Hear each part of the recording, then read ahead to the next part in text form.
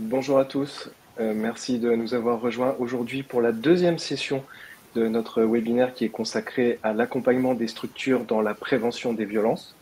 Donc avant de vous expliquer très rapidement le fonctionnement du webinaire, je vais déjà présenter les co-intervenants. Donc on a tout d'abord Jacqueline Felzin qui est référente violence et système d'information honorabilité auprès du ministère des Sports et présidente de la commission éthique et déontologie. Nous avons Laurence Racout, référente violence et cadre technique et référente violence et honorabilité à la Fédération française d'escrime. Et enfin, Laurent Bonvalet, qui est chargé de mission éthique et sport, prévention des violences au ministère des Sports, des Jeux Olympiques et Paralympiques.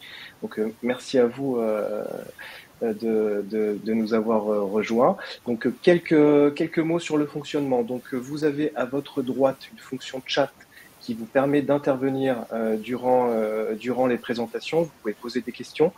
Donc, ce que nous avons fait hier à la session numéro 1, c'est que nous répondrons aux questions à la fin de toutes les présentations. Ça sera notre temps d'échange qui durera environ une dizaine de minutes et qui permettra à chacun soit de demander des éclaircissements, poser toutes sortes de questions. Voilà, donc n'hésitez pas à utiliser cette fonction. Bien, écoutez, je vous laisse la main, les co-intervenants, et bon webinaire à tous. Merci.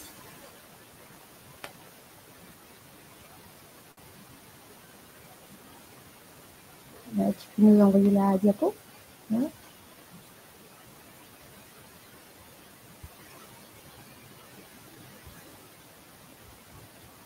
Bonjour et bienvenue à tous. La Fédération française d'escrime se mobilise toujours en faveur de la citoyenneté. Elle porte une attention particulière sur les sujets de société. Elle est exposée, comme d'autres disciplines sportives, à des faits de violence sexistes et sexuels et à des faits de violence dits banals. Il ne s'agit pas de les nier, de dire que cela n'arrive qu'aux autres. Il s'agit simplement de prendre sa part de responsabilité, d'agir en faveur de la sécurité de nos pratiquants, pour aspirer à bien vivre ensemble. C'est dans ce contexte que nous vous accueillons aujourd'hui au moyen de ce webinaire qui s'adresse au binôme élus-techniciens, nouveaux acteurs de proximité pour accompagner sur le terrain nos clubs dans l'expression de leurs besoins. On va vous lancer un clip qui a été réalisé par le club Lara-Pierre Déodalcienne de Saint-Dié-les-Vosges. C'est un clip qui a été fait de façon tout à fait spontanée à l'initiative en fait d'une prévention des violences initiée par le club.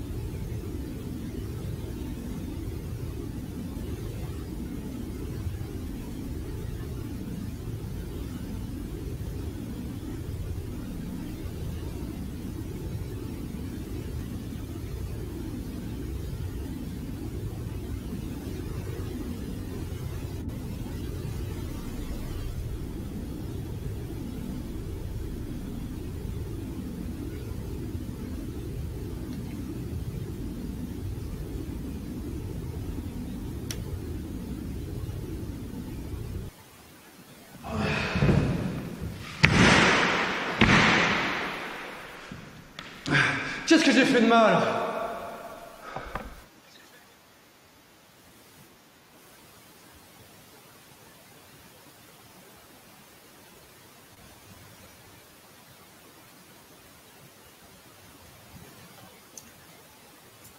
Qu'est-ce que j'ai fait de mal? Cette question mérite qu'on s'y attarde. Malheureusement, beaucoup de mises en cause ne réalisent pas les faits de violence qu'ils exercent, souvent impunément. Et notre cité a besoin de faire reconnaître les faits de violence.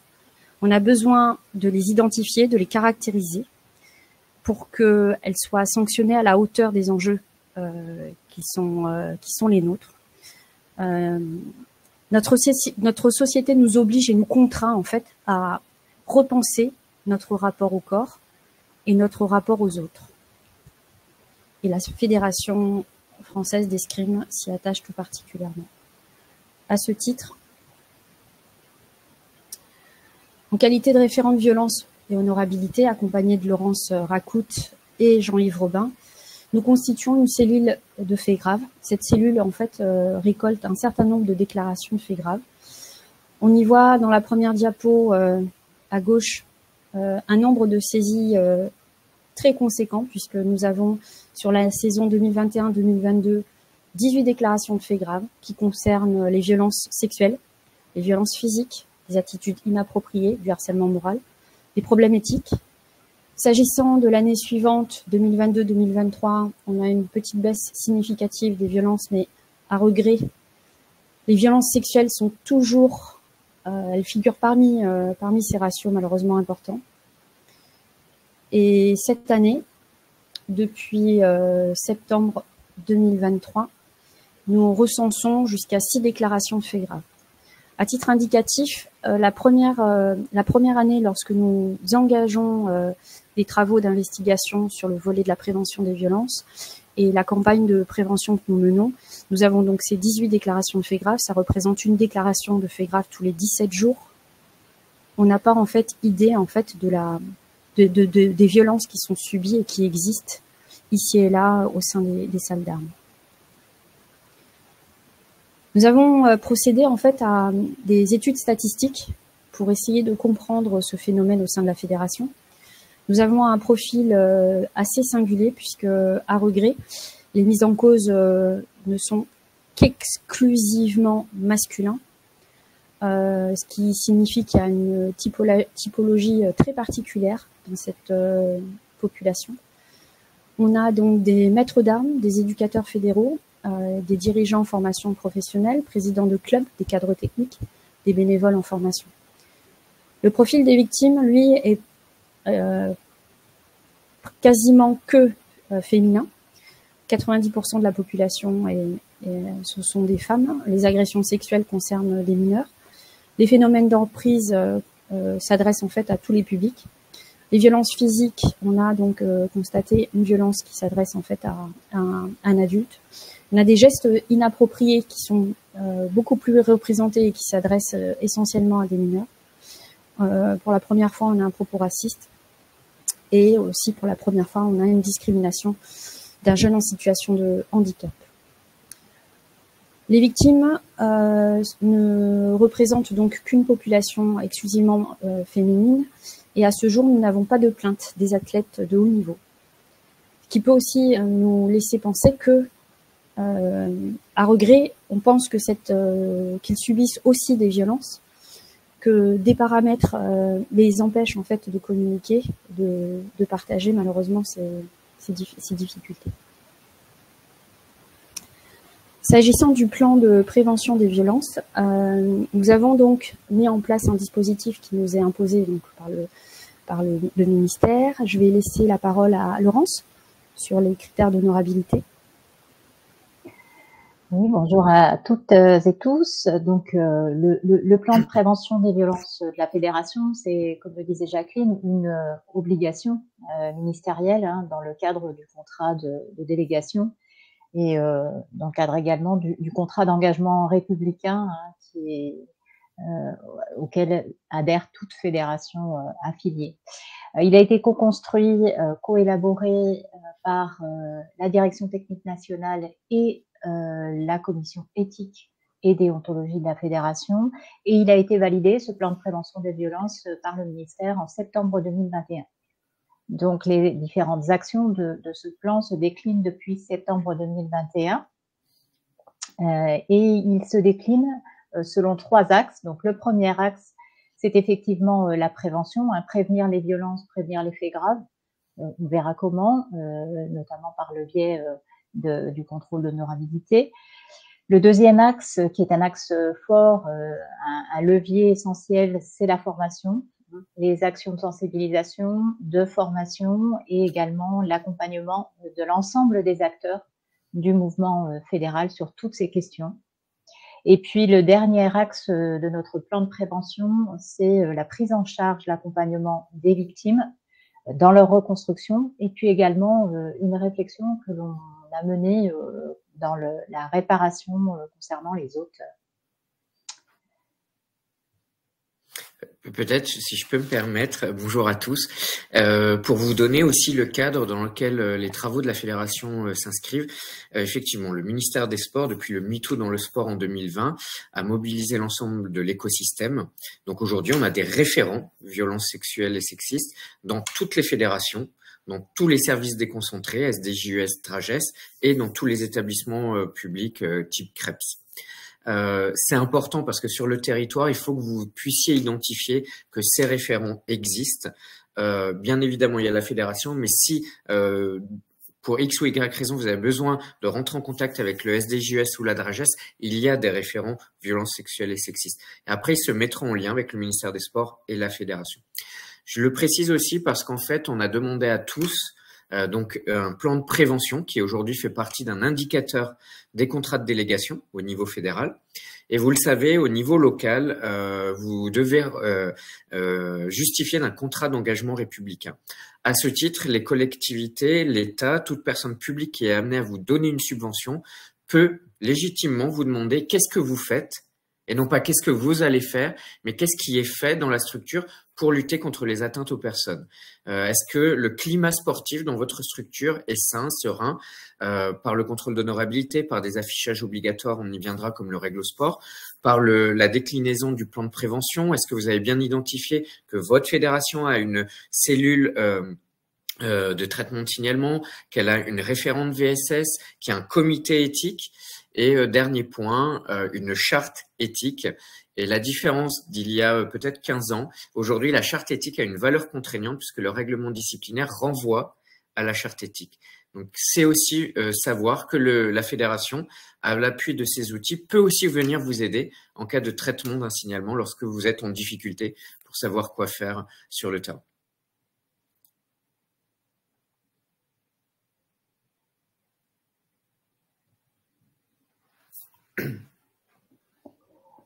Alors, pour garantir la sécurisation de la pratique et puis la sécurité des pratiquants, bien sûr, un certain nombre d'obligations. Alors, j'insiste sur le fait que ces obligations, elles sont là pour prévenir et pour garantir la sécurité des pratiquants.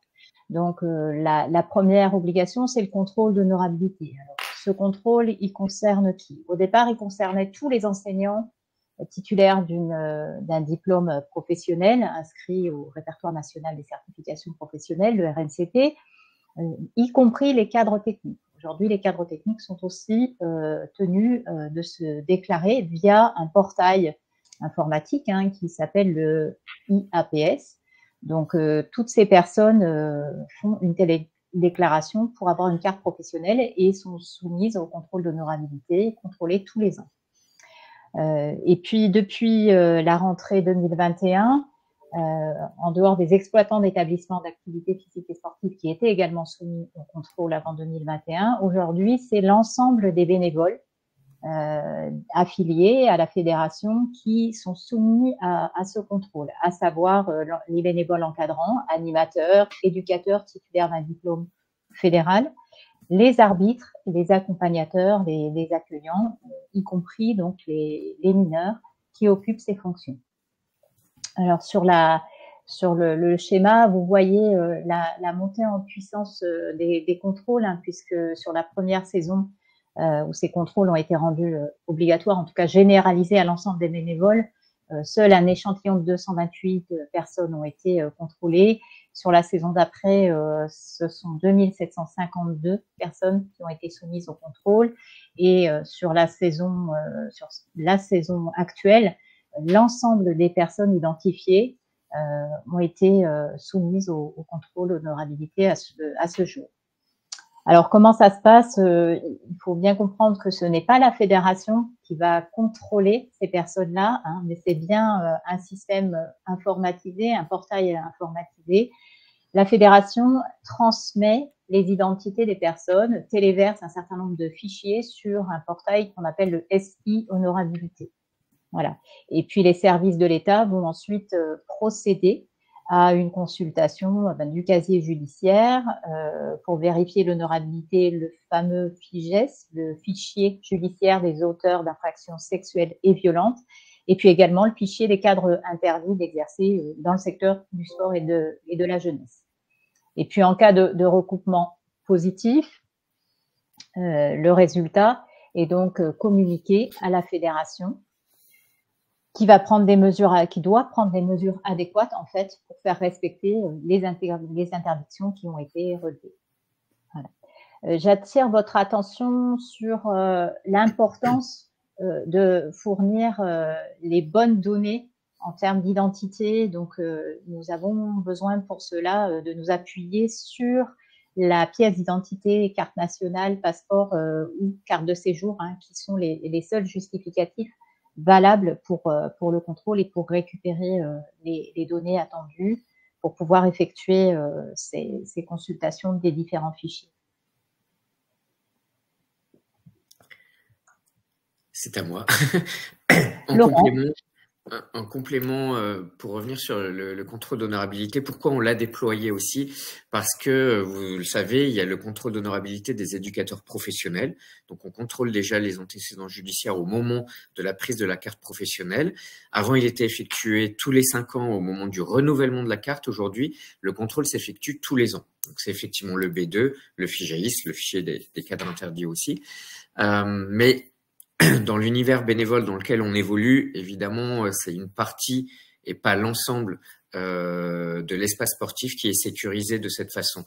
Et il était important aussi, et beaucoup d'associations d'aide aux victimes, mais d'associations sportives aussi, nous ont demandé comment on peut justement nous dire à nos adhérents, à notre public, que notre club, il est safe, vous allez être accueillis en toute sécurité parce que comme moi, par exemple, je suis fonctionnaire au moment de mon recrutement, on a contrôlé mes antécédents judiciaires. Pareil pour un éducateur sportif, un bénévole, etc. Et ça, c'est important parce que c'est vraiment un avantage pour vous, pour votre structure, de dire que la fédération s'est engagée dans le déploiement du contrôle d'honorabilité, que la structure a passé l'ensemble de ses encadrants au contrôle d'honorabilité, que les jeunes que vous accueillez, toute personne que vous accueillez va pouvoir évoluer dans un environnement sain. Ça évite de vous poser 30 000 questions, de toute remise en cause, etc. Parce que j'ai envie de dire, le premier baba, c'est de prévenir la récidive, c'est d'empêcher une personne condamnée d'évoluer autour des pratiquants. Et ça donne une image qui rejoint la noblesse de l'art de l'escrime, qui est que on a aussi la noblesse d'avoir un espace qui est sécurisé pour les pratiquants. Et donc, effectivement, l'État ensuite, lorsqu'il y a des incapacités, donc certes, la fédération est informée, mais l'État prend une mesure d'incapacité lorsque ça concerne des éducateurs, bénévoles ou professionnels, ou juges, arbitres aussi. Progressivement, le SI Honorabilité s'étend. Donc, c'est important, ce n'est pas discriminant ni stigmatisant, c'est vraiment un gage pour vous de montrer aussi l'engagement que vous avez à offrir un espace protecteur, tout simplement, et se concentrer sur la pratique. Alors, en cas de signalement, puisque là, c'est la première étape, l'honorabilité, mais si vous avez des doutes ou si vous avez, au-delà des doutes, des inquiétudes et vous recevez des confidences ou un personnel de votre structure reçoit des confidences et vous en fait part. Et il faut avoir le double réflexe, le pénal, l'administratif et le fédéral. Le pénal parce que la personne, lorsqu'on va entendre les confidences ou lorsqu'on va nous les rapporter, parfois la victime et son entourage ont déjà déposé plainte, mais ça ne nous exempte pas, nous, je parle notamment pour les CTS, de faire un article 40 du Code de procédure pénale. Pour tous ceux qui ne sont pas agents publics, c'est l'article 434-3 du Code pénal.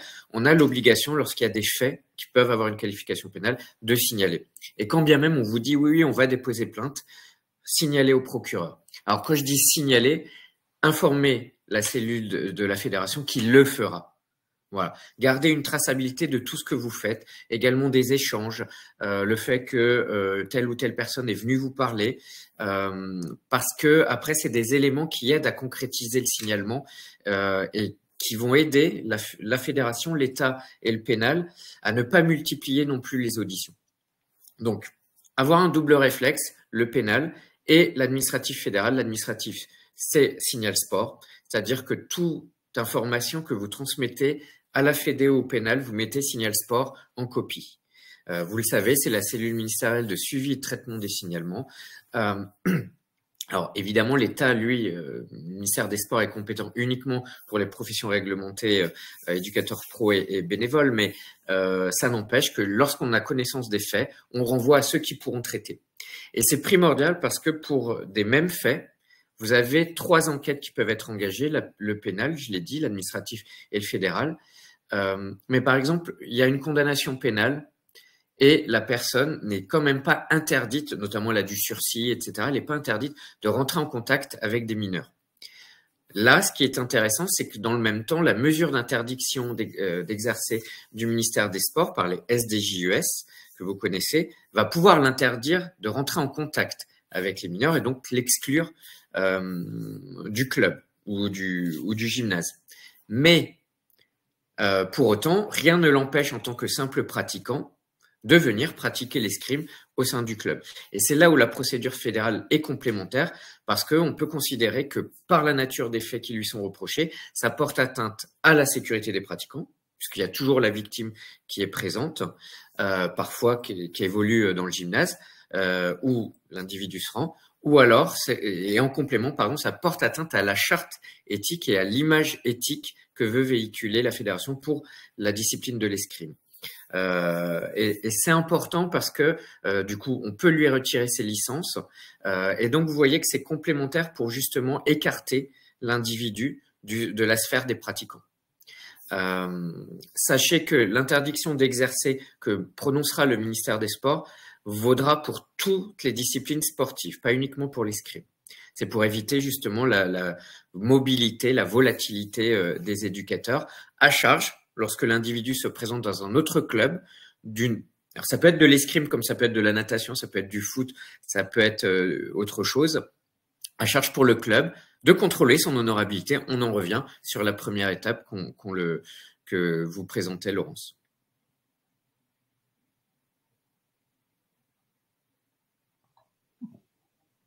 Donc voilà, retenez bien 2 adresses, Signal Sport, signal-sport au pluriel @sport-pluriel.gouv.fr et cellule fait grave au pluriel de ffescrime.fr. C'est primordial, je l'ai dit, ces 3 procédures sont complémentaires. C'est aussi dire, on met le mouvement sportif face à ses responsabilités. Il n'y a pas que le pénal qui peut traiter de ces faits-là. Alors, au niveau de la fédération, il y a donc une procédure en interne qui vous permet de signaler auprès de la cellule fait grave. Vous voyez l'adresse mail, c'est une adresse mail dédiée. Et votre déclaration, la déclaration de tout témoin, de tout rapporteur ou de toute victime sera adressée à cette cellule. Voilà. Donc, comment ça se passe? Donc, vous pouvez remplir la déclaration directement sur le site fédéral. Vous avez une déclaration en ligne et vous avez aujourd'hui sur la page d'accueil du site un petit bouton vert fluo qui est très très visible. On l'a voulu, on a tenu à ce que ce soit visible et pour répondre aux obligations aussi du ministère en termes de communication. On a souhaité que ce bouton je signal fait grave puisse apparaître et soit facilitant pour tout le monde. Donc, vous avez la possibilité d'accéder à la déclaration en ligne à partir de ce bouton. Vous pouvez également aller dans le menu du site fédéral et vous retrouverez la déclaration avec tout un tas de documents, d'outils, notamment la charte éthique et déontologie, le plan de prévention des violences dans sa totalité, et d'autres outils comme le Réglosport ou autres. Donc, le licencié, quel qu'il soit, peut faire cette déclaration, en fait. Donc, peut faire cette déclaration, qu'il soit dirigeant, maître d'armes, bénévole, salarié, ou, on l'a dit tout à l'heure, un cadre technique qui peut également procéder à un signalement auprès du procureur de la République. Comme l'a rappelé Laurent, nous, au niveau de la cellule fait grave, nous pouvons faire ce signalement, en l'occurrence, le directeur technique national ou moi-même. Voilà. Donc, les cadres techniques informent leur supérieur hiérarchique et leur supérieur fonctionnel. Et puis, au sein de la structure fédérale, que ce soit un club, un comité départemental, régional, vous informez le président de la structure. Et puis après, on rentre dans le cadre des 3 procédures qui sont liées et cohérentes. En tout cas, le double réflexe, comme l'a dit Laurent, hein, procédure judiciaire, et puis la procédure fédérale avec la saisie systématique de notre part de Signal Sport. Laurent, si tu veux compléter? Non, c'est très bien. L'objectif du séminaire, c'est pas de vous rendre des spécialistes de la question des violences sexuelles, c'est de vous donner les outils et les ressources sur lesquels vous allez pouvoir vous appuyer, de les identifier beaucoup plus facilement et de se dire ah ok, il y a un référent VS au niveau de la fédération, ok, je vois les 3 schémas de procédure, il y a la cellule Signal Sport, ça, voilà, et il y a des outils pour aider à repérer, pour aider à sécuriser le climat dans le club. On y viendra aussi. Donc là, on vous présente effectivement un petit peu le process parce que vous devez aussi être en capacité de l'expliquer aux adhérents, aux licenciés qui vous poseraient des questions. Mais n'hésitez pas aussi à les renvoyer à Laurence, à Jacqueline, au comité éthique. Il faut vraiment qu'aujourd'hui, tout ce qu'on a mis en place depuis 2020, ça diffuse au plus près du terrain. Parce que ça existe. Ça existe, mais c'est pas encore assez connu par le grand public ni par vous-même. Et les ressources, elles sont là. Et la Fédération d'escrime, en particulier, est une des celles qui a beaucoup travaillé depuis 2021. Et donc, faut utiliser les ressources qu'elle vous propose.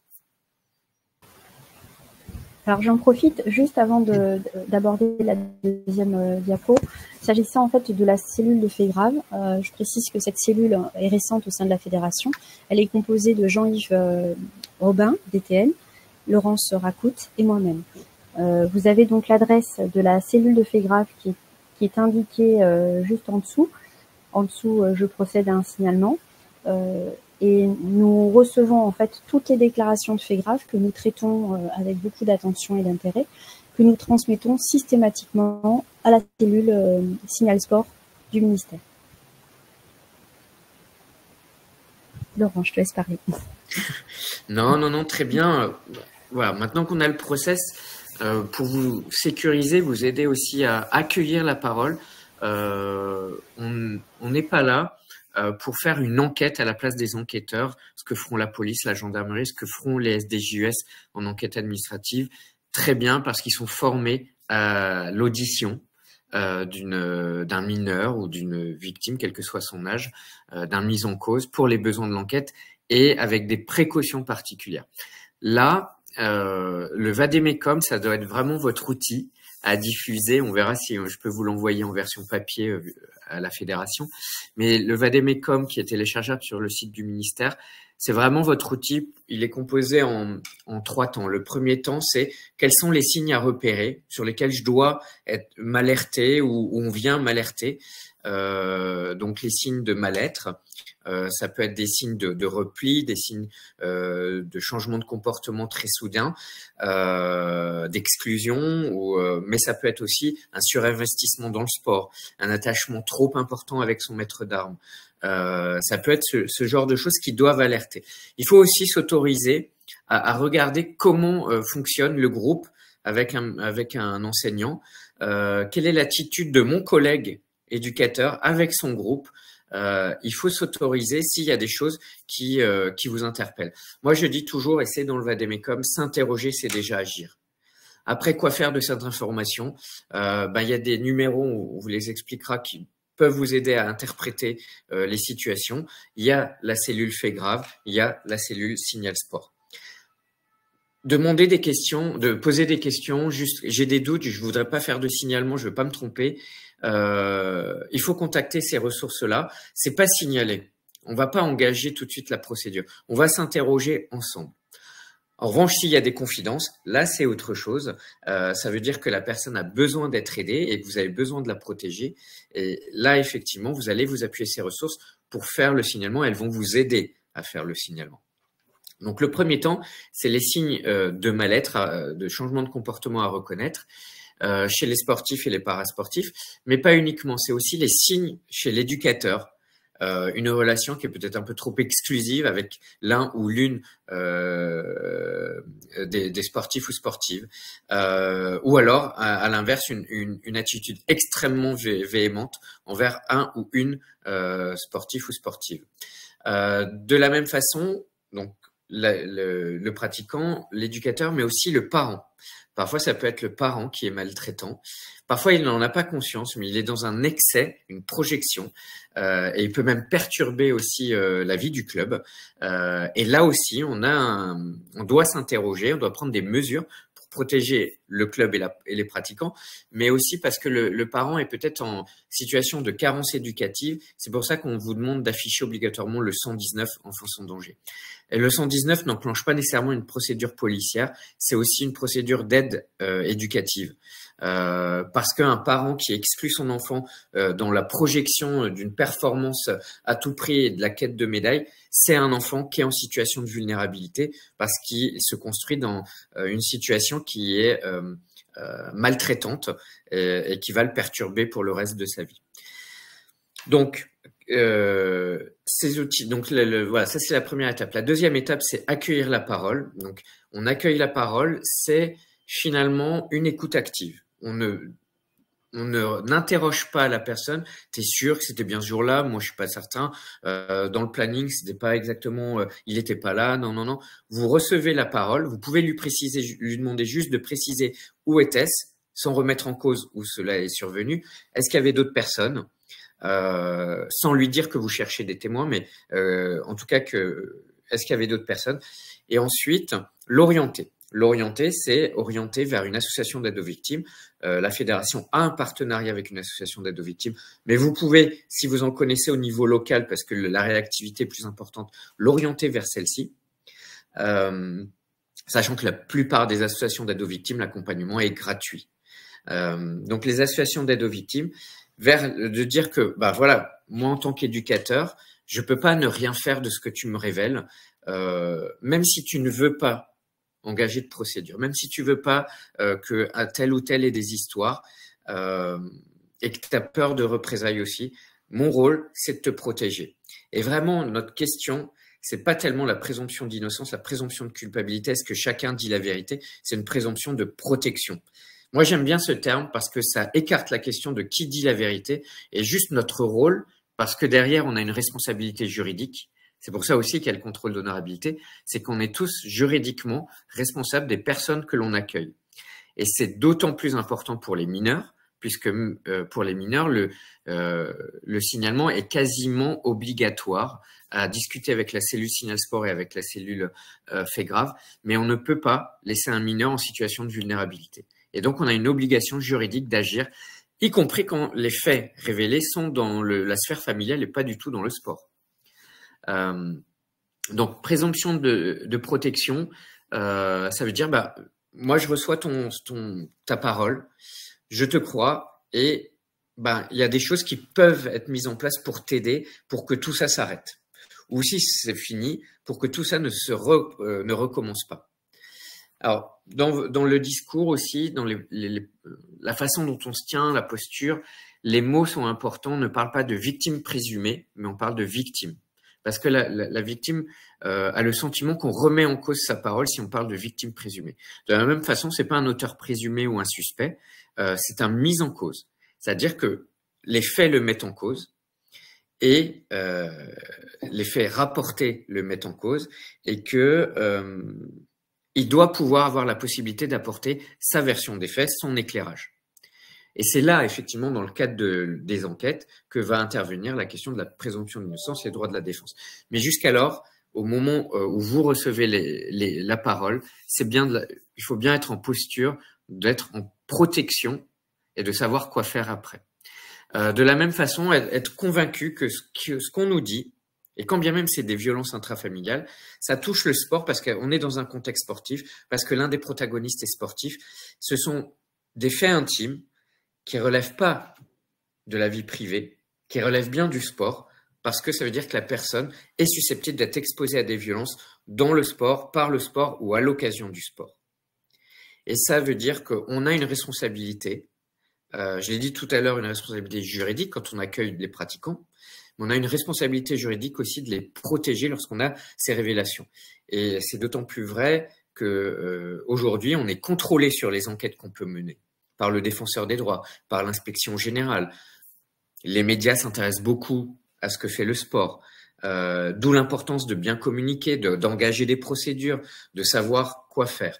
Alors, quand je dis savoir quoi faire, ces outils-là sont vraiment vos ressources clés. Ne vous dites pas je vais y arriver ou je sais pas faire. Dites-vous simplement, il faut que je prenne connaissance de ces outils, des ressources qu'on vous présente aujourd'hui et je les mobilise parce que je ne peux pas ne rien faire par rapport à ce qui m'est rapporté ou ce que je constate. Voilà. Et c'est d'autant plus vrai qu'à l'issue, évidemment, le club ou la structure connaît ce qui va se passer, ce qui s'est passé. Il y a un besoin aussi d'accompagnement de la structure avec des actions de prévention. Et puis ça montre aussi aux adhérents pourquoi on est rentré dans cette procédure-là, dans cette situation-là, parce qu'il y avait un besoin de protection. Et donc c'est un gage de crédit et de sérieux du club, de la structure.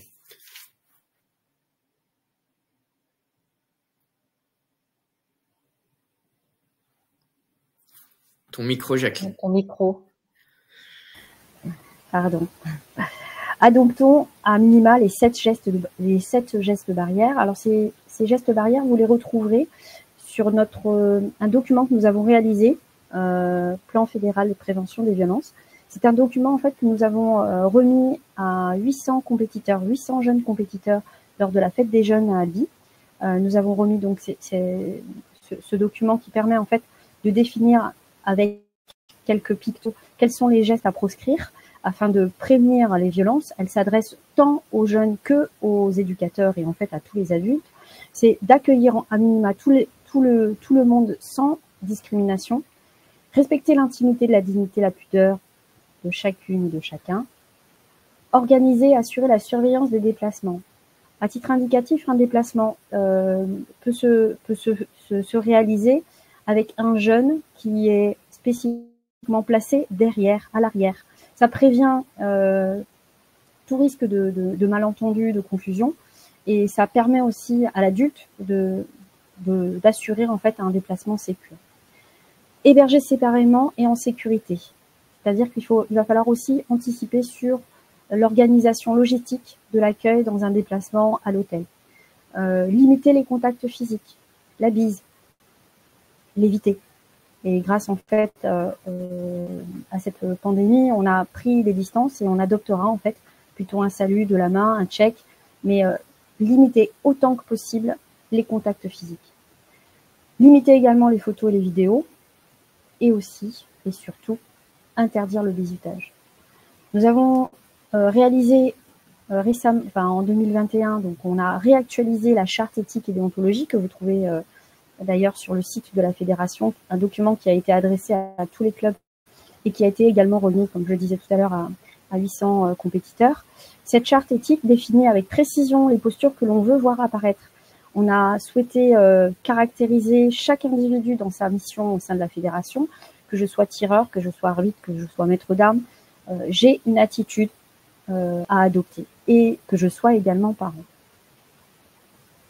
C'est un document de référence, comme le disait tout à l'heure Laurent. C'est un document sur lequel on va pouvoir s'appuyer pour définir en fait les faits de déclaration de faits graves qui ne correspondent pas en fait à l'adoption de postures idéalisées. Laurence, je te laisse la parole. Oui, alors pour compléter encore les actions et renforcer les actions du plan de prévention des violences, nous avons souhaité déployer ce que l'on appelle un réseau citoyen. Donc ce réseau, au départ, il était composé des cadres techniques régionaux et des cadres techniques coordonnateurs des structures du projet de performance fédérale, des structures de haut niveau. Donc toutes ces personnes, tous ces cadres techniques ont été formés à la prévention des violences et tous ces cadres techniques aujourd'hui sont renforcés, c'est vrai, véritablement un souhait pour nous, par l'arrivée d'un élu à leur côté. Alors, dans certaines régions, cela s'est fait de manière quasiment systématique, automatique, j'ai envie de dire, assez rapidement. Mais aujourd'hui, on a souhaité véritablement identifier ce binôme, un élu et un cadre technique, qu'il soit agent d'État ou qu'il soit cadre technique fédéral, puisque certaines régions ne sont pas dotées de cadre technique agent d'État.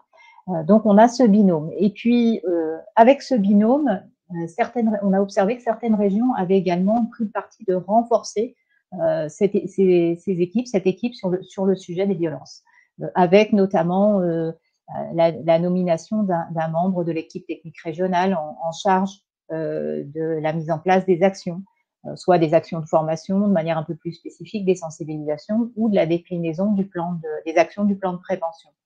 On a également des agents techniques, départementaux, régionaux, et puis même des salariés. Dans une région, on a une personne qui est salariée en charge de ces questions aux côtés de ce binôme. Il y a aux côtés de ce binôme, car c'est vraiment le binôme référent auquel nous, référentes, que ce soit Jacqueline et moi, référentes violence, nous allons faire appel. Alors, les différentes missions de ce binôme, donc c'est de décliner finalement les actions qui sont déclinables sur les territoires, les actions du plan de prévention des violences, à savoir les actions de sensibilisation à mettre en place, notamment auprès des publics jeunes, les actions de formation. Je rappelle que toutes les formations d'enseignants, d'animateurs, d'éducateurs fédérales, les formations d'enseignants professionnels également, dans le cadre de la formation initiale, dans le cadre de la formation continue, doivent obligatoirement aujourd'hui comporter un module relatif à la prévention des violences ou à la lutte contre les violences. Voilà. Nous, on a intitulé notre plan prévention, on souhaite prévenir. Et donc, on a un module qui a été réalisé et qui, depuis le début de la saison, est rendu obligatoire dans toutes les formations d'animateurs, d'éducateurs. Et on incite fortement les régions à mettre en place ce module aussi auprès des arbitres en formation. Donc, la formation, et puis il y a également toutes les actions de promotion, toutes les actions de communication, avec les outils, les affichages dont on a parlé, qui sont disponibles sur le site de la fédération. Donc, on a parlé du Réglosport, on a parlé des numéros de téléphone que vous pouvez afficher. Vous avez également à disposition des affiches concernant la prévention des violences. Donc, ce réseau citoyen, il est également et avant tout, j'ai envie de dire, chargé d'accompagner les structures du territoire qu'il connaît bien, donc les clubs et dirigeants, enseignants, de les accompagner notamment lorsqu'il y a des situations de violence et ce qu'on appelle des situations de crise à gérer. Donc, Laurent disait tout à l'heure que vous pouvez tout à fait faire appel à une association locale qui va pouvoir accompagner, prendre en charge rapidement et accompagner la victime ou les victimes.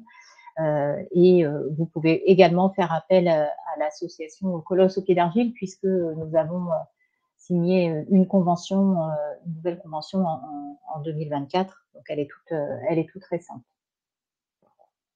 Voilà. Et puis, de la même manière, vous pouvez donc promouvoir, mais inciter aussi les clubs, les structures à mener des actions de sensibilisation et à s'engager fortement dans cette dynamique de changement.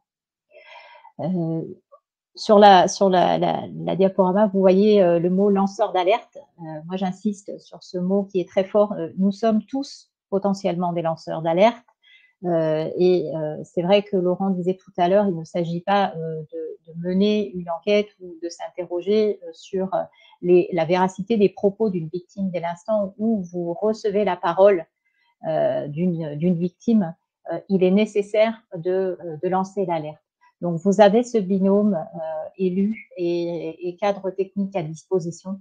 Vous avez tous les services administratifs puisqu'il y a des référents violences au sein de la DRAGES et des SDJES. Donc, vous pouvez également vous appuyer sur ces référents-là. Vous avez des associations partenaires, vous avez des associations locales, des numéros de téléphone. L'idée, c'est vraiment de pouvoir vous appuyer sur les outils et les leviers qui sont à votre disposition et qui vous paraissent à ce moment-là le plus accessible.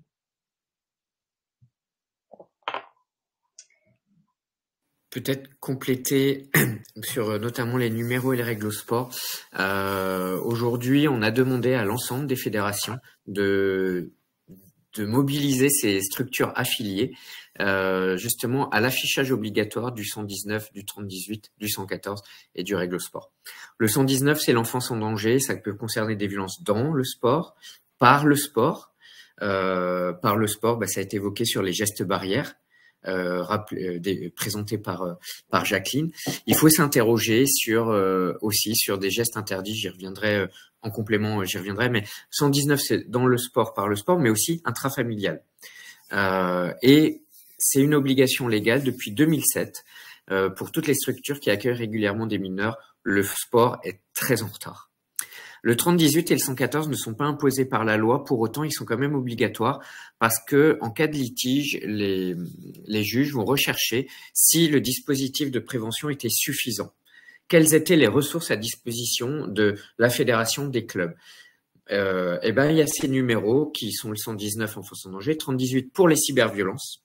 Donc c'est un périmètre encore différent. Et le 114, qui est le numéro d'appel, le numéro de contact pour les personnes sourdes et malentendantes, parce qu'elles ne pourront pas s'exprimer au 119 ou au 3018, même si aujourd'hui, depuis un an, ces deux numéros sont accessibles aux personnes sourdes et malentendantes. Mais le 114, vous savez, c'est le numéro relais qui fait ensuite le lien avec le 115, le 15, le 17, le 18. Bientôt avec Signal Sport aussi. Et ça, c'est primordial, le 114. Pourquoi? Parce que vous pouvez avoir des athlètes en situation de surdité. Et c'est important qu'elles ont confiance dans le 114. Mais vous pouvez aussi avoir des athlètes valides, mais des parents qui sont en situation de surdité ou en situation de handicap. Et le fait qu'eux-mêmes n'aient pas accès à l'information ou leur enfant en situation de handicap, c'est une discrimination.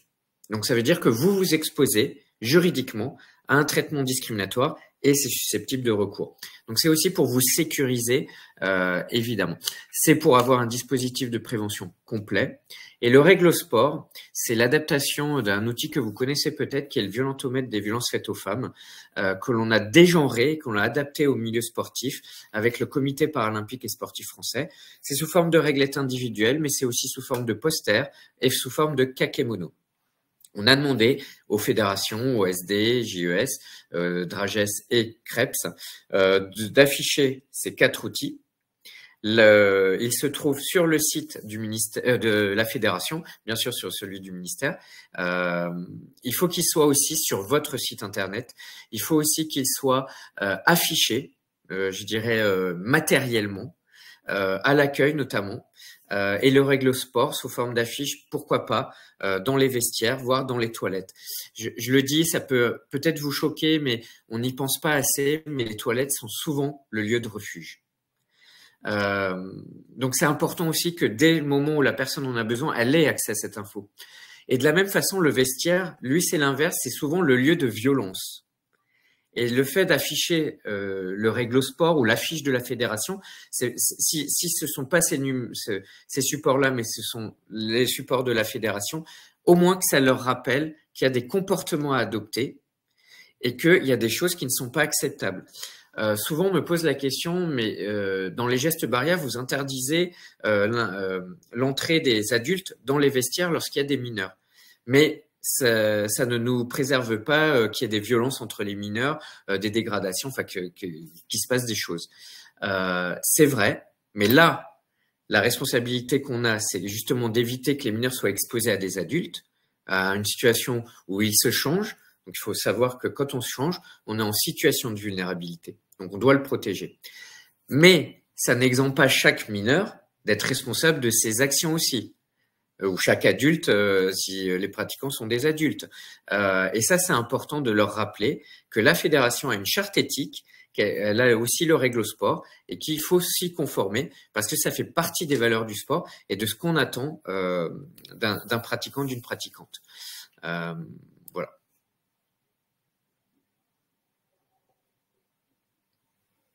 Et ne pas hésiter à présenter aussi tout ça aux parents de vos pratiquants. Lorsqu'il y a le moment de l'adhésion, au moment de la prise de licence, au moment où vous faites un temps d'explication avec les parents, comment va se dérouler l'année, les déplacements, les compétitions, etc. C'est important que les parents soient aussi associés à cette prévention, parce que souvent, ce sont d'ailleurs eux qui vont venir vous prêter main forte.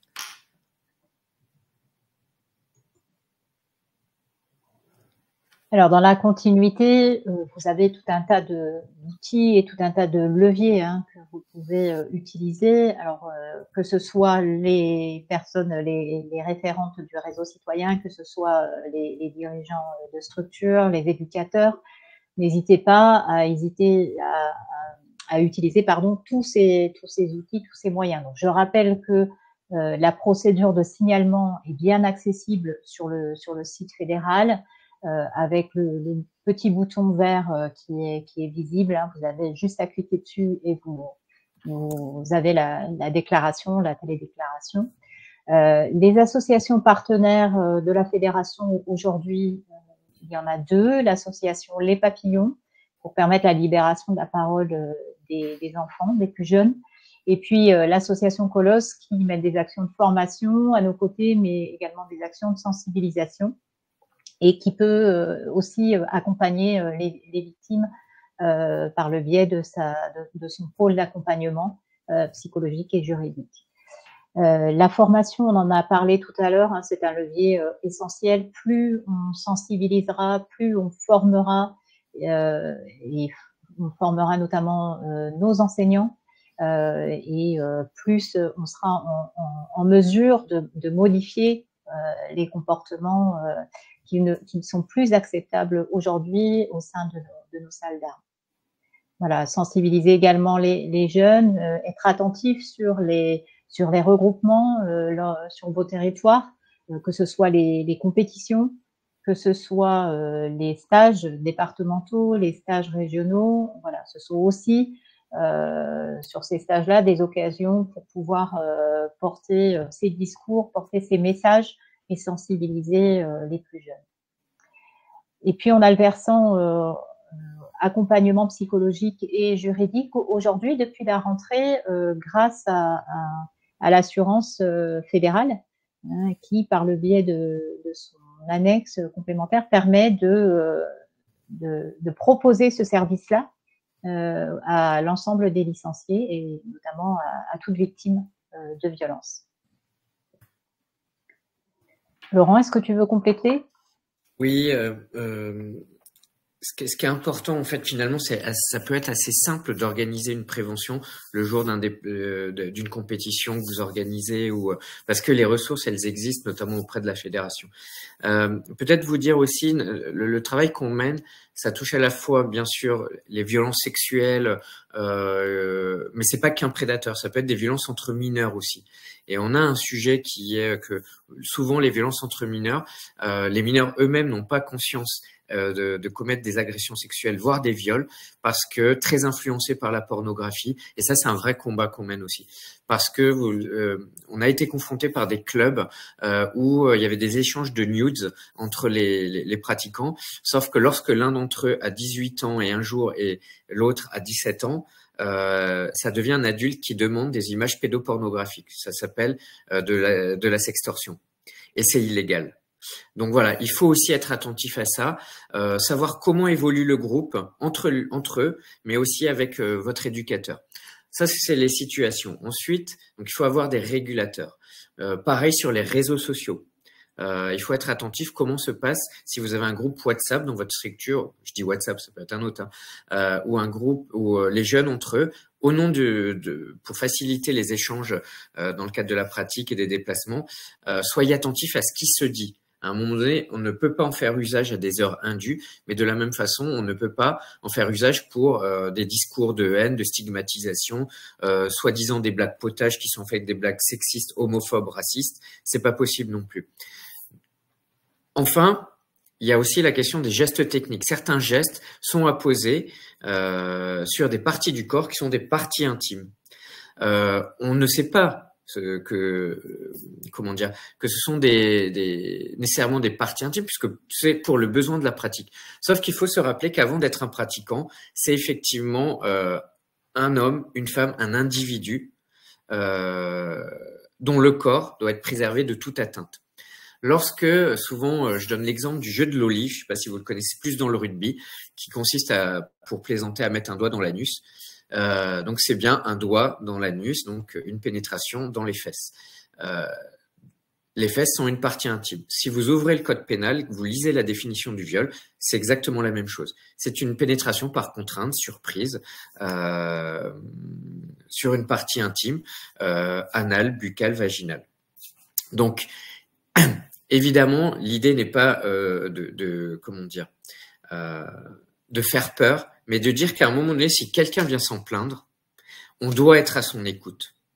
Et la question de la discipline, être discipliné, c'est respecter des règles.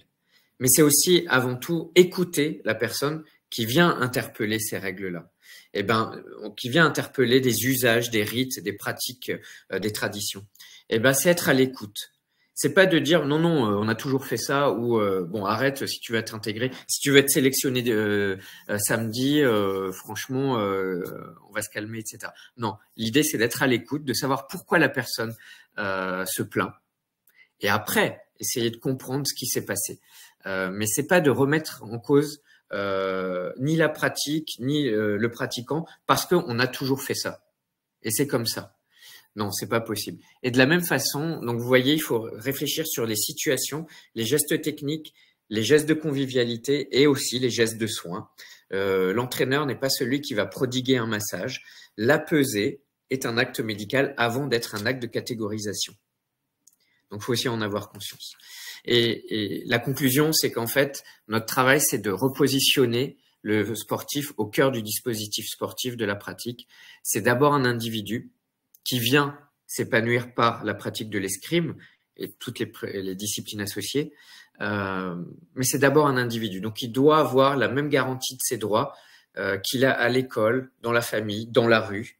Les outrages sexistes de rue, par exemple, c'est interdit. Chez le médecin, il y a certains gestes qui sont prohibés. Chez le kiné aussi. Il n'a pas moins de garantie dans le sport. Le sport ne peut pas s'autoriser ce que les autres sphères d'émancipation ne s'autorisent pas. Et l'éducateur sportif, avant d'être un technicien, est un éducateur. Il doit avoir conscience qu'il appartient, qu'il a une influence sur la construction psychologique, physiologique et aussi sexuelle, parce que souvent on a des ados, des pratiquants. Voilà. Je l'ai dit, donc je vais pas y revenir, mais ça interroge au-delà sur, que je parlais de l'écoute, sur le climat sportif. Notre combat, c'est un changement de climat sportif.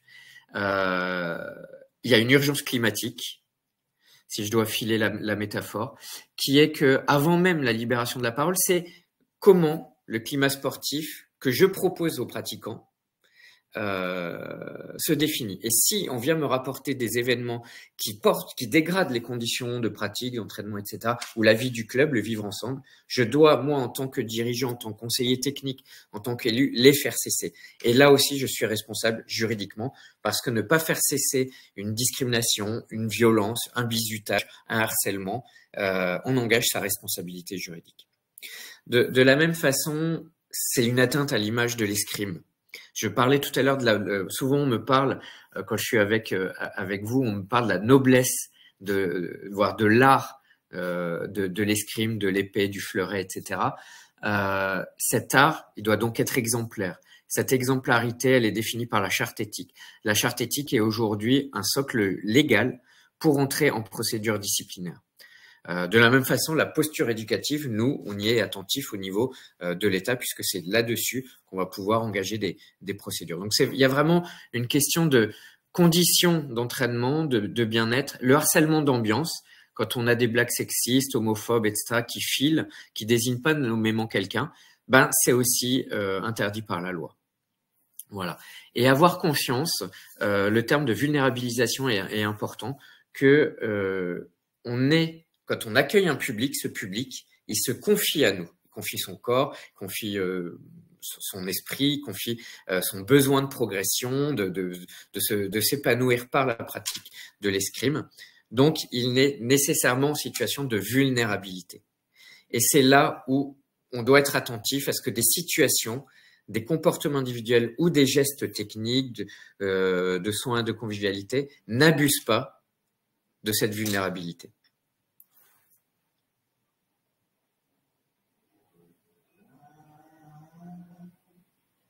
Alors, je pense qu'on peut passer parce que effectivement, on a beaucoup parlé, notamment aussi de nos représentations. C'est vrai que le sport, il y a beaucoup d'injonctions sexistes, homophobes, racistes, corporelles, le culte du corps. Aujourd'hui, on a aussi le phénomène du pornosexuel, c'est-à-dire que les sportives et les sportifs se prennent souvent en selfie, mais en tenue de sport, ou dans les vestiaires, ou parfois dénudés. Ça un intérêt parce que c'est à la fois égocentrique, c'est à la fois le plaisir de partager son sport, mais c'est sans avoir conscience du danger que publier ce type de selfie attire des prédateurs.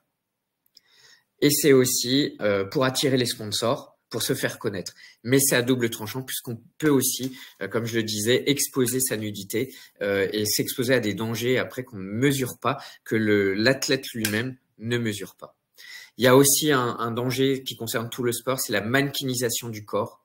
Survaloriser le corps musclé, bien fait, dénudé, dans des positions qui s'apparentent parfois à des situations pornographiques sur les réseaux sociaux, dans des images promotionnelles d'une discipline sportive, ce n'est plus possible.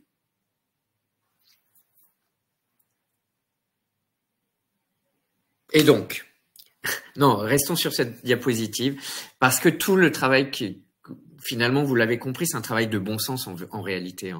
Et ce bon sens, il n'a qu'une vocation, c'est de garantir un espace de progression et de sérénité pour vos pratiquants, pour vous aussi, dans votre souhait de transmission, d'apprentissage, d'enseignement. C'est pour sécuriser le pratiquant et vous sécuriser aussi dans vos postures. Une situation de bientraitance, le sport c'est difficile, le sport exige un dépassement de soi, mais il n'exige pas un abus d'autorité, un abus de vulnérabilisation. Le sport doit respecter tout à chacun. C'est une valeur fondamentale du sport, comme la discipline, mais les droits fondamentaux des pratiquants sont aussi non négociables dans la famille, dans la rue, chez le médecin, que dans le sport, ou à l'école que dans le sport. Et ça veut dire que la culture sportive, aujourd'hui, elle doit être bienveillante, positive, montrer l'exemplarité de la noblesse de votre art, et je conclurai par ces mots.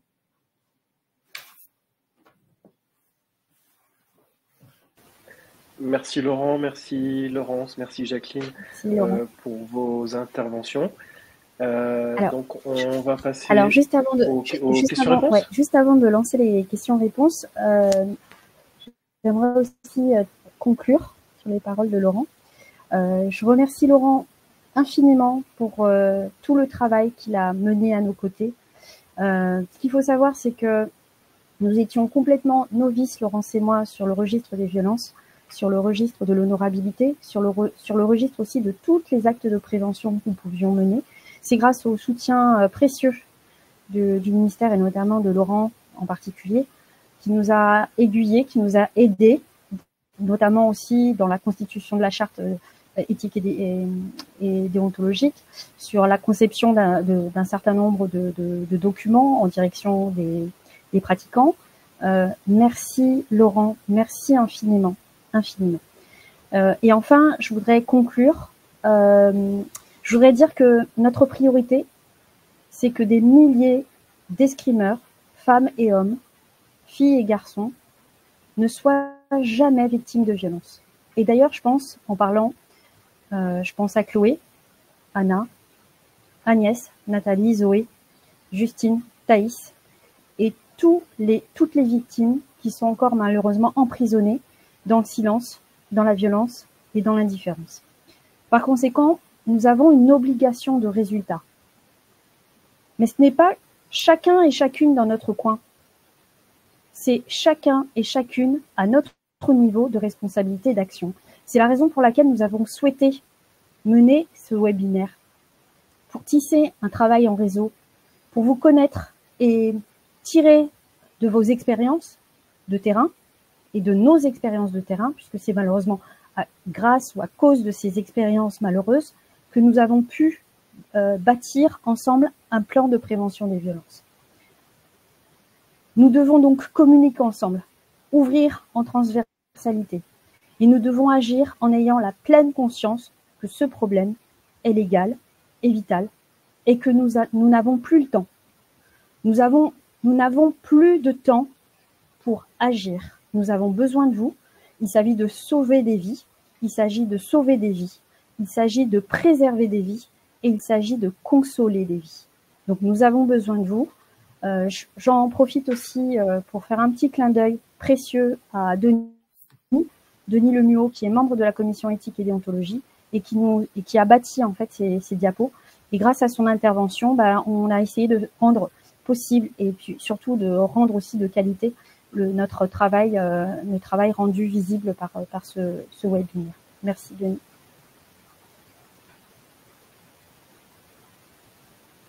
Merci Jacqueline pour la conclusion. Donc moi en termes de communication, je vais vous rappeler très brièvement donc où vous pouvez trouver les numéros de téléphone, les points d'entrée pour faire des signalements, etc. Donc sur le site de la fédération.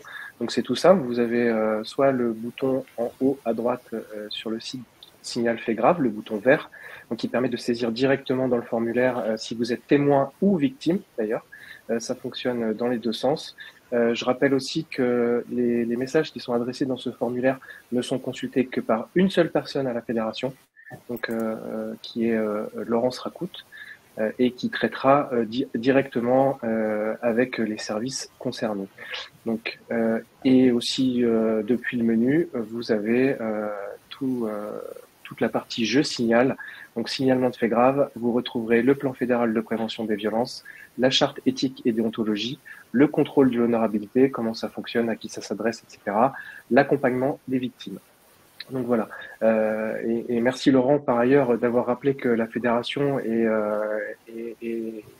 peut-être pas en avance, mais du moins informe très bien ses pratiquants, ses dirigeants, ses bénévoles, enfin tout le public escrime sur ce sujet-là. Donc je passe maintenant à la partie questions-réponses. Alors, si je reprends du début, donc il y avait plusieurs questions qui étaient liées au contrôle de l'honorabilité dans un premier temps. Donc si peut-être on peut revenir sur cette slide, comme ça nous permettra de lier l'image à la parole. Alors la première question, c'est les clubs peuvent-ils avoir un retour sur les contrôles qui sont réalisés? Et peut-être en question corollaire, de rappeler comment sont effectués ces contrôles.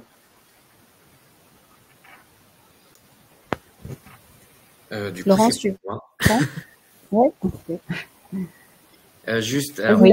la plateforme SI Honorability, comment elle fonctionne? Effectivement, les fédérations doivent recenser, tout ça est encadré juridiquement, doivent recenser, et d'ailleurs ça permet aux fédérations de recenser l'ensemble de ces encadrants, y compris les bénévoles. Certaines fédérations étant un peu stupéfaites d'avoir un chiffre noir où tout le monde n'est pas déclaré et donc on n'a pas assez de visibilité par rapport aux affiliations. Mais dans le cadre de cette affiliation, voilà, il faut recenser les coordonnées de diverses personnes, c'est les dirigeants. Donc dans les dirigeants, c'est président de club, secrétariat, trésorier, etc. Les éducateurs sportifs, professionnels et bénévoles. Bon, là, c'est plus bénévole parce que les professionnels, ils font déjà l'objet d'un contrôle d'honorabilité. Les bénévoles et les juges, les arbitres. Après, il y a le BNSSA, mais ça vous concerne pas. C'est envoyé par wagon parce qu'en fait, toutes les disciplines sportives envoient les identités. Remplissez bien les identités. Alors certes, le contrôle d'honorabilité est un petit peu sur le volontariat, mais c'est un gage de sécurité juridique pour le club. Donc, à un moment donné, le volontariat a ses limites. Il faut recenser les identités. Il faut les envoyer à la fédération qui, via du coup Jacqueline, la référente SI honorabilité et le dispositif que chaque fédération a mis en place, envoyer à cette plateforme SI honorabilité qui est au ministère des Sports, qui fait le lien avec le service du casier judiciaire du ministère de la Justice. Alors, on contrôle pas le casier judiciaire pour le moment, on contrôle uniquement le FIJAIS. Le FIJAIS, c'est le fichier des auteurs d'infractions sexuelles, dans lequel vous pouvez être inscrit en cas de mise en examen et pas uniquement de condamnation définitive. Néanmoins, on ne peut pas se permettre, parce que les mises en examen, ce sont des éléments vraisemblables et concordants. Après, il y a toujours la présomption d'innocence, effectivement, mais il faudra se tenir informé aussi du jugement pénal. Mais quoi qu'il arrive, on ne peut pas se permettre de prendre le risque d'avoir quelqu'un qui est au FIJAIS. Et donc, lorsqu'il y a une mention qui ressort, c'est envoyé au service de l'État qui prend une mesure d'incapacité, qui informe la structure. Donc vous, dirigeant de club, vous êtes informé et la fédération est informée. Après, la fédération peut prendre elle-même une mesure, si elle le souhaite, à partir de cette information. Merci Laurent. Alors, j'en profite, s'agissant du contrôle d'honorabilité, notre difficulté, puisqu'on voit en fait malgré tout une augmentation significative du contrôle, puisque nous, on est soumis quand même à l'obligation légale de procéder à ces contrôles. La difficulté que nous avons rencontrée jusqu'à présent, c'était la difficulté à inscrire fidèlement les informations relatives à la personne sur le versant civil. Son nom, son prénom, sa date de naissance, son lieu de naissance. Et quand on dit inscrire fidèlement, c'est reporter exactement à l'identique le trait d'union, les points de tréma. Toutes ces petites particularités qui, malheureusement, peuvent nous retourner en information incomplète et qui nous obligent, Laurence et moi, à revenir par le moyen, je fais un petit clin d'œil à Jérémy qui nous a beaucoup aidé et qui nous aide grandement dans la constitution de ces fichiers, qui revient, donc Jérémy Cadeau revient auprès des clubs pour réclamer une copie fidèle des pièces d'identité pour soumettre ce contrôle d'honorabilité. Voilà, c'est une petite parenthèse. Alors, j'ai une question on va dire pratico-pratique. Comment peut-on savoir, donc je pense que vous y avez répondu, mais l'exemple est pas mal. Comment peut-on savoir si un nouvel adhérent se propose de devenir bénévole au sein du club et est en règle s'il ne figure pas sur l'un des fichiers? Donc, grosso modo, je comprends que c'est quelqu'un qui a une licence et qui, entre guillemets, du jour au lendemain, va proposer d'emmener des enfants en compétition, enfin en gros d'être bénévole pour le club. Alors, il y a deux cas de figure. Soit il est simple licencié pratiquant, ça concerne les licenciés. C'est vrai que la personne qui n'est pas licenciée, là, c'est la limite du dispositif. Après, quelqu'un qui vient régulièrement, qui vient en tant que pratiquant, s'il n'est pas licencié mais qu'il aide beaucoup et tout, faut peut-être s'adresser au SDJUS si vous avez des doutes pour savoir s'il n'est pas dans quelques fichiers que ce soit. Mais pour le pratiquant, le pratiquant licencié ou pas d'ailleurs, on peut pas le faire. Au départ, alors il y a une proposition de loi qui est en cours pour étendre un petit peu plus le contrôle d'honorabilité, mais pour le moment, on peut pas le faire. En revanche, s'il devient, dans l'exemple que tu cites, accompagnateur, il est en posture d'encadrement. Et là, ça veut dire que vous pouvez exiger une licence. Alors, ça peut être une licence d'une journée. Ça, c'est aussi les fédérations qui doivent des fois innover pour pouvoir procéder au contrôle d'honorabilité. Alors, l'idée, c'est pas d'avoir une licence d'une journée et payante, parce qu'il y a des fédérations. J'ai appris que certains faisaient ça. Non, l'idée, c'est de contrôler l'honorabilité et pas de retirer une cotisation derrière.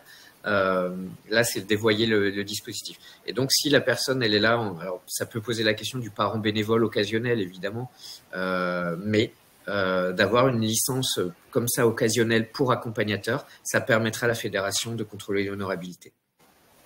Alors, précisément, Laurent, et je pense que tout le monde, ou quasiment le sait, la fédération propose une licence bénévole à 3 €. Donc, ce qui permet aussi pour un parent, voilà, quelqu'un qui ne pratique pas l'escrime, mais qui participe à la vie du club. D'accord. Là, comme il est en posture d'encadrement bénévole, on rejoint le tableau qui est sur la slide. Voilà. Pour compléter sur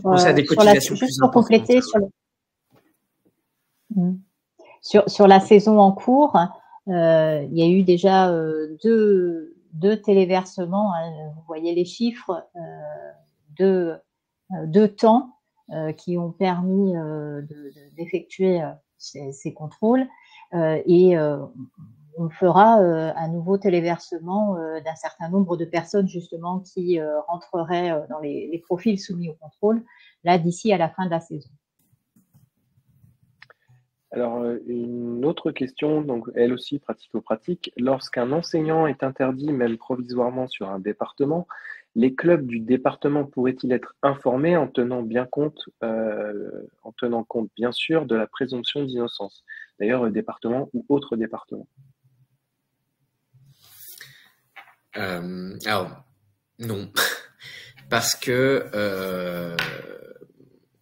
la difficulté après, c'est que bon, on l'a interdit, etc., mais la personne reste, voilà, elle est libre de ses mouvements et tout, sauf si elle fait l'objet d'une condamnation pénale. D'où l'importance de l'interdiction de la licence, de l'interdiction d'exercer en tant qu'éducateur, etc. Après, chaque club a la responsabilité, lorsqu'une personne qui vient dans son club, qui est nouvelle, qui se propose, etc., de soit contrôler l'honorabilité, si elle ne peut pas le faire, au fil des échanges, elle va comprendre que la personne vient d'un autre club, etc., et de solliciter le SDJUS pour savoir si cette personne ne fait pas l'objet d'une mesure. Mais c'est vrai que la liberté de circulation, on est limité, on a une interdiction d'exercer dans tous les clubs sportifs, quelle que soit la discipline. On peut pas diffuser l'information parce qu'en fait, c'est des subtilités de droit administratif, mais comme c'est une décision qui fait grief, elle n'est pas publique. Et donc, on peut pas la transmettre à tout le monde. C'est une contrainte, hein. Croyez bien que ça nous contraint aussi, et ça complique votre souhait justement de sécurisation, mais bon, c'est comme ça. Donc c'est pour ça que malheureusement pour le moment, c'est encore à la responsabilité des dirigeants de se renseigner s'il y a des doutes, etc.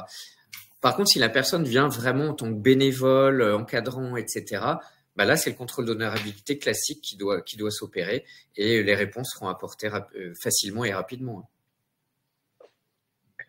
Alors, il y a plusieurs questions, donc je vais les résumer. Donc, on a pu voir qu'il y avait différents points d'entrée. Donc, si je suis témoin ou victime de violence, donc on peut utiliser les adresses mail, donc cellulefeitgrave@escrime.fr, Signal Sport. On a vu également qu'il y avait le formulaire en ligne sur le site de la fédération. On pouvait également saisir des associations locales, etc. Est-ce que mon signalement sera traité de la même façon par n'importe lequel de ces points d'entrée? Ou alors, est-ce que je dois saisir en même temps plusieurs, aussi bien les assos que les adresses mail, que le signalement en ligne sur le site de la Fédé? Vous avez cette possibilité, mais oui, ce sera toujours bien traité. C'est pour ça qu'on a essayé de fiabiliser la situation. La fédération a un partenariat avec une association d'aide aux victimes, donc qui est experte de ce type de situation. De la même façon, la cellule Fait Grave a un process qui est fiabilisé, comme Signal Sport a un process fiabilisé. C'est ces trois entités qu'il faut mettre en copie, mais il faut faire un signalement qu'à une seule, et vous mettez les deux autres en copie. L'idée, c'est évidemment que l'un des trois n'étouffe pas la situation, c'est pour ça qu'il faut mettre les trois. et notamment parce que Signal Sport fait aussi l'interface entre la fédération, le parquet, le SDJUS, voire d'autres structures aussi. Maintenant, tous les process sont un peu différents. Une association d'aide aux victimes va faire un accompagnement. Donc, elle va être elle connaît normalement ces process-là. En tout cas, les associations nationales, celles locales peut-être moins. D'où l'intérêt aussi du partenariat de la fédération avec ces associations comme Papillon, Colosse, etc. Et de la même façon, Signal Sport, il y a une procédure qui est claire, qui est fiabilisée. Après, ne vous posez pas la question est-ce que ce sera bien ou pas traité. Il y a les outils qui vous montrent comment c'est traité. Vous avez la possibilité de demander est-ce que mon signalement est bien pris en compte. Ça, oui. On pourra pas vous dire les actes d'enquête. La fédération pourra pas vous dire ce qu'elle a pris comme acte d'investigation, ni nous, ni le parquet d'ailleurs. Mais on peut dire oui, l'enquête est en cours. On a bien enregistré le signalement, c'est en cours. Mais on peut pas aller au-delà de l'information. Après, bien sûr, quand il y a un signalement, il y a un accusé-réception.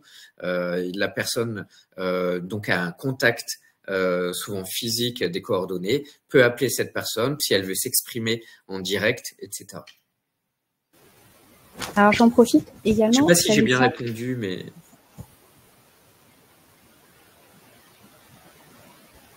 J'en profite également s'agissant des signalements sur le traitement, si est-ce que c'est bien traité. En tout cas, si nous recevons, c'est-à-dire la cellule de faits graves, un signalement fédéral, dès lors que nous recevons un signalement, la personne est informée avec un accusé-réception.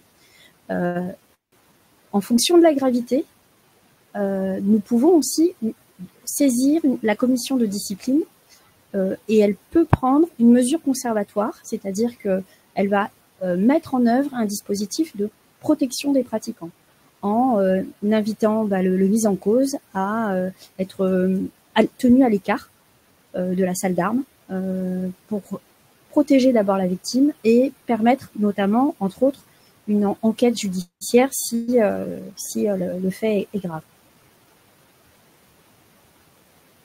Jusqu'à ce que la commission de discipline statue en fonction de la gravité. Merci Jacqueline pour cette précision importante justement sur le travail entre les deux commissions, commission éthique et déontologie et la commission de discipline de la fédération. Je compléterai aussi par dire que depuis janvier, le ministère commence à demander aux fédérations de publier leurs décisions disciplinaires. C'est une possibilité que les commissions de discipline ont sur la question des violences sexuelles, violences, discrimination.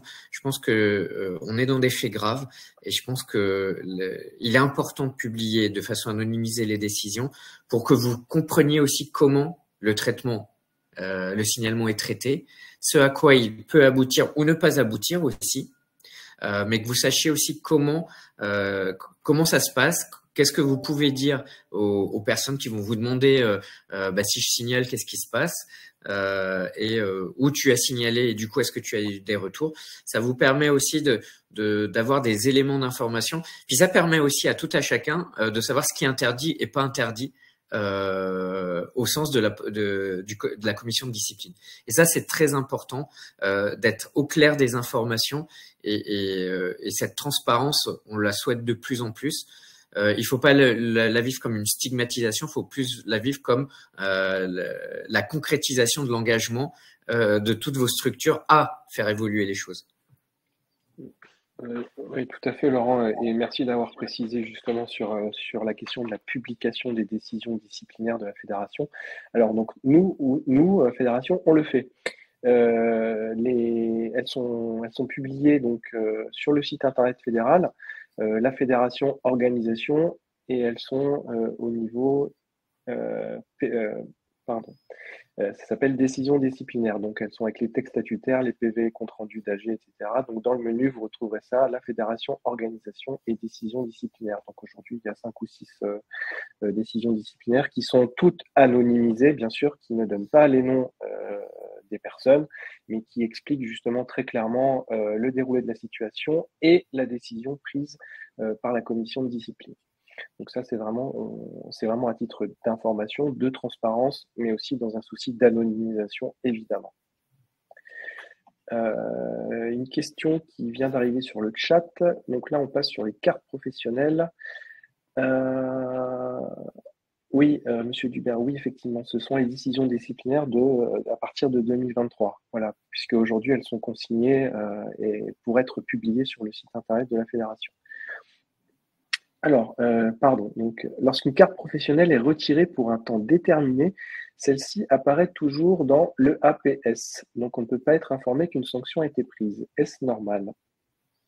Non, et c'est dans ce cas, c'est vrai que ça c'est aussi un problème du dispositif, et dans ce cas-là, il faut contacter la collègue qui gère l'APS.